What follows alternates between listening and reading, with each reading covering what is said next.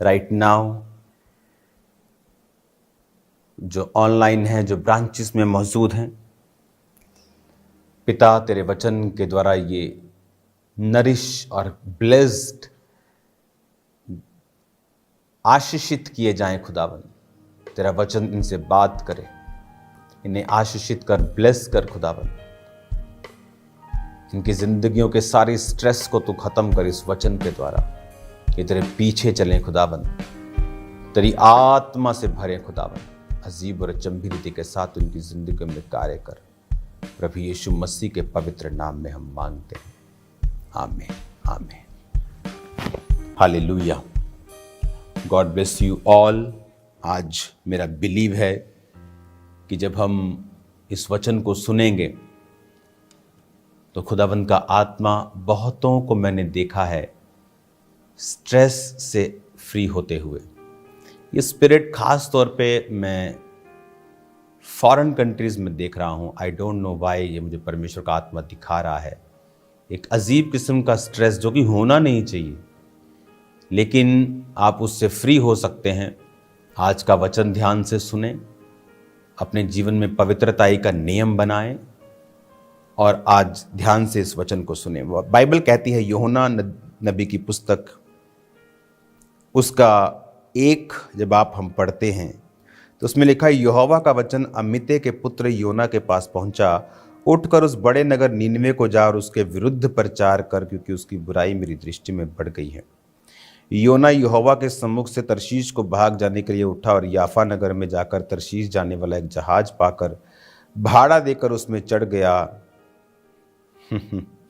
यहोवा ने समुद्र में एक प्रचंड आंधी चलाई, समुद्र में आंधी उठी, जहाज टूटने पर हो गया। तो वचन कहता है कि जब वो परमेश्वर की आवाज को उसने सुना तो तरशीश को भाग जाने के लिए निकल गया। तो भाड़ा देकर चढ़ गया जहाज के ऊपर, लिखा, और परमेश्वर ने आंधी चलाई। जब आंधी चली, तूफान, लहरें उठने लगी, तो वो लोग जो जहाज में जो काम करते थे, जहाज को चलाने वाले थे, वो लिखा व्यापार की जो सामग्री थी जहाज की फेंकने लगे कि जहाज हल्का हो जाए और हम बच जाएं। और ये भाई साहब योना नीचे जहाज के निचले हिस्से पे जाकर सो रहा था और मांझी ने उसे उठाया। अगर आप पढ़ेंगे पूरा एक अध्याय पूरा पढ़ेंगे, पहला योना, आपको मालूम होगा। जब उसे उठाया तो पूछा, भाई तू कौन है? उसने कहा, मैं योना हूं।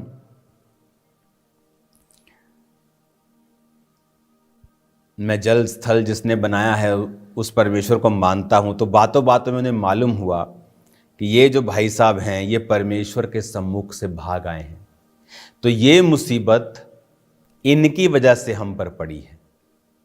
और वचन कहता है, उन्होंने कहा 7 आयत में, चिट्ठी डालकर हम जान लें ये विपत्ति किसके कारण पड़ी है। तो जब उसको उठाया उन्होंने, जब वो सो रहा था, जो चिट्ठी डाली गई, चिट्ठी योना के नाम पे निकली। योना ने बताया कि मैं इब्री हूँ, प्रभु के सामने से भाग आया हूँ। तो उसने कहा, अब क्या करें? उसने कहा, मुझे समुद्र में फेंक दो तो तुम शांत हो जाएगा, सारा कुछ ठीक हो जाएगा।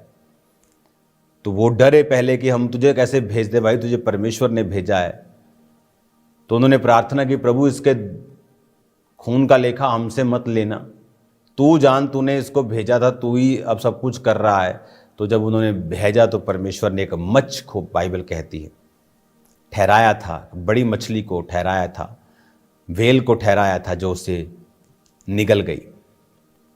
अब वो अंदर से प्रार्थनाएं कर रहा है और कह रहा है कि जब मैं मूर्छा खाने को था, जब मैं पहाड़ों की जड़ तक पहुंच गया, जब मैं मरने वाला था, तो परमेश्वर ने मुझे बचा लिया। आज कितने लोग हैं ऐसे जो योना नबी की तरह हैं? आपको मालूम कितने लोगों के जीवन में इसलिए मुसीबत है क्योंकि वो परमेश्वर के कार्यों से भाग रहे हैं। मैंने प्रभु के कार्यों से भागकर लोगों को फौरन जाते देखा है और उसके बाद उनकी जिंदगी को नरक बनते देखा है। वो फौरन जिसे स्वर्ग समझ के लोग सेवकाई को छोड़ के चले जाते हैं, उनकी फैमिलीज, उनकी पर्सनल लाइव्स नरक भोगते हुए मैंने देखा है। तब महसूस नहीं होता, और सुबह सुबह उठे, नहाए धोए, वह बाल शाल बनाए, पैसे पूसे लिए, भाड़ा दिया, वाह वंडरफुल शिप, चलो क्रूज करते हैं, चलो मालदीव चलते हैं, छोड़ो खुदा के काम को। सब कुछ ठीक चल रहा है, सनी डे, गाने चल रहे हैं, मज़ेदार जिंदगी चल रही है, पर कब तूफान आता है समझ नहीं आती। तो जब लोग गलत डिसीजन लेते हैं उन्हें तब मालूम नहीं होता एकदम से, और ना ही एकदम से तूफान आता है। तूफान आने में टाइम लगता है, लेकिन जब आता है तो कानों में हाथ लगा देता है कि बस करा दिंदा, पंजाबी च लिखिया कि बस हो गई यार, कन्ना नूं हथ लवाते। और आज कितने लोग हैं योना की तरह हैं। प्रभु ने कहीं भेजा कि बेटा तेरे को काम करना है, ये काम तेरा है,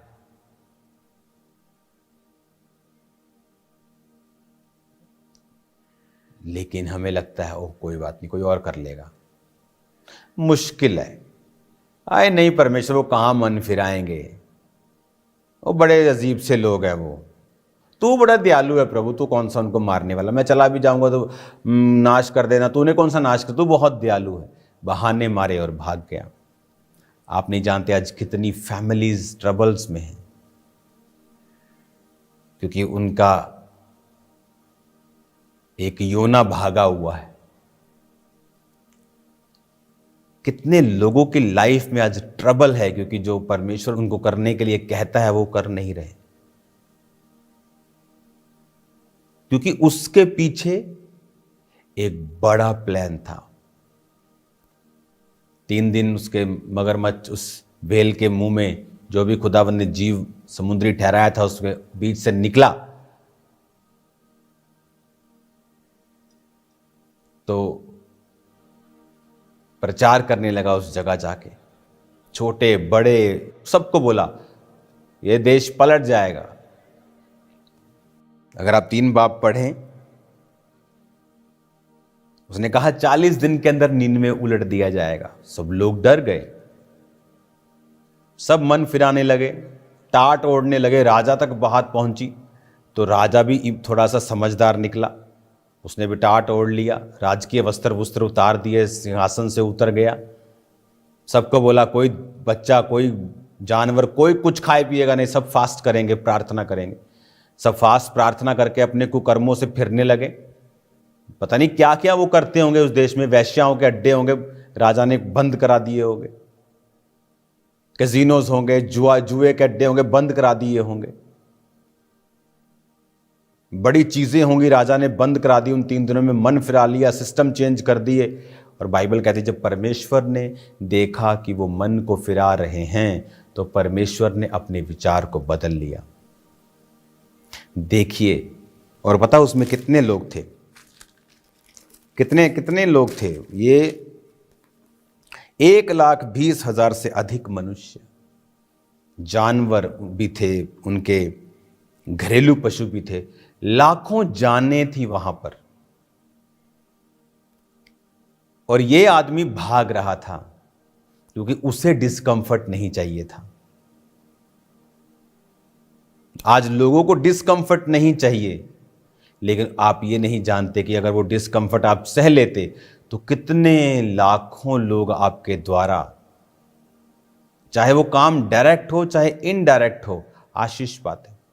एक बड़ा शिप चलता है, कैप्टन तो दिखता है, लेकिन नीचे जो कोयला डालने वाले लोग हैं या नीचे जो आज की मशीनरी के हिसाब से काम करने में जो दिखते नहीं हैं, इसका मतलब ये नहीं कि उनका सहयोग नहीं है, वो भी उतने ही आशीष के हकदार हैं। प्रभु ने कहा 2 वाले को बहुत सी चीजों का अधिकारी बनाऊंगा, 2 के साथ 2 कमाए। 5 को भी सेम आशीष दी, ये नहीं कहा कि मैं तुझे थोड़ी ज्यादा दूंगा, आशीष सबको सेम मिली, क्योंकि 2 ने 2 के साथ 2 कमाए, 5 ने 5 के साथ 5। 1 वाले ने उसे दबा दिया, चलो छोड़ो कनाडा चलते हैं, सेवा छोड़ो, चलो कहीं यूरोप चलते हैं। तो आज जब उनकी जिंदगी में दुख आते हैं तब भी वो इतने बुद्धू, इतने निर्बुद्धि, इतने बेवकूफ़ लोग हैं, अभी भी नहीं समझते हैं कि हम आज की जनरेशन के योना हैं। आज की जनरेशन के पौलुस, पतरस, चेले, स्तिफनुस भी हैं, और आज की जनरेशन के योना और शाऊल और ऐसे व्यभिचारी भी हैं जो आज की जनरेशन के हैं। आज भी सदूकी फरीसी आपको विरोध करते हुए लोगों का मिल जाएंगे छोटी छोटी बातों के ऊपर, और आज भी परमेश्वर की आत्मा की सहायता से चलने वाले, प्रेरितों की तरह चलने वाले लोग भी मिल जाएंगे आपको। जीवित और मुर्दा चर्च दोनों मिल जाएंगी आपको। अटैक करने वाले लोग, एक किसी बड़ी चर्च पे प्रॉब्लम आई तो सब बड़ी चर्चों को लपेटना शुरू कर देंगे। यह दिखाता है कि उनके मन में कड़वाहट है, वो आपको असल प्रेम नहीं करते हैं। स्थिर नहीं है लोग, एक स्पिरिट के नहीं हैं लोग, नकली हैं लोग। आपको कुछ कहेंगे, पब्लिक में कुछ कहेंगे, वो दोगले चरित्र के लोग हैं आज। इसीलिए प्रभु उनको बढ़ाता नहीं, कुछ भी कर लें वो बढ़ाता नहीं, एक लेवल के ऊपर रखता है, क्योंकि चरित्र बहुत बड़ी चीज़ है, सबसे बड़ी चीज़ है। जो खुदा ने काम सौंपा है, बड़ा हो छोटा हो, उससे भागे नहीं, क्योंकि उसमें आपकी ग्लोरी है, महिमा है, सुरक्षा है, बरकत है। ऑस्ट्रेलिया से आप सबको मैं कॉन्ग्रेचुलेशंस बोलता हूं, तारीफ कर दो खुदावंद की बड़े क्रूसेड्स के लिए, कामों के लिए। और मैं आपको ब्लेस करता हूं परमेश्वर के नाम में, और प्रार्थना करता हूं कि आप खुदा के कामों से भागेंगे नहीं। अगर भागे हैं तो लौट जाएंगे और प्रभु के काम को करेंगे, प्रभु आपको सेव नहीं रखेगा। क्योंकि कुछ मुसीबतें ले हैंड से नहीं जाएंगी, तौबा से जाएंगी। That's it, that's all. God bless you all, God bless your families, God bless your finances, may God bless everything